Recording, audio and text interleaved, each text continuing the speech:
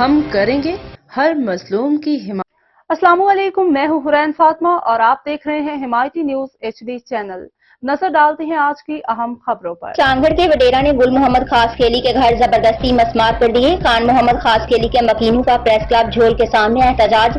مسمات متھوری، مسمات خالدہ خاص کیلی، علی نواز خاص طور پر غلام حسین خاص کیلی، صادق خاص کیلی، دریا خان خاص کیلی اور دیگر نے کہا کہ پیپلز پارٹی کے وائس چیئرمین خان محمد خاص کیلی، اویس خاص کیلی، انہوں نے زبردستی ہمارے گھروں پر حملہ کر کے قبضہ کر لیا ہے، جس کی اطلاع پولیس کو دی ہے، لیکن پولیس ملزمان کو گرفتار کرنے کو تیار نہیں ہے، جس کے کاغذات بھی درج ہیں۔ ریکارڈ میں تحفظ فراہم کیا جائے۔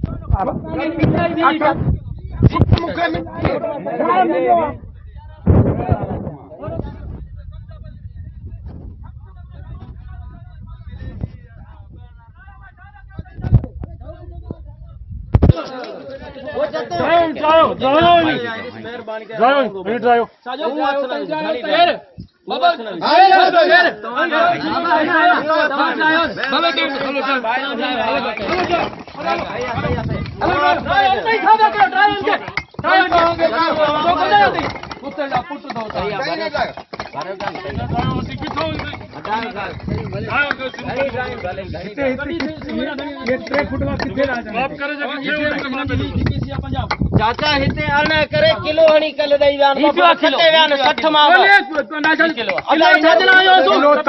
کلو ہی کلو پیا بابا چھٹار وچ ہے جو معاف کر ہنر بچو جا کتے گاڑی ہو بولے کتے گاڑ تو کو ٹھانو آ نا جے رکھی آ انہوں نے کہا حل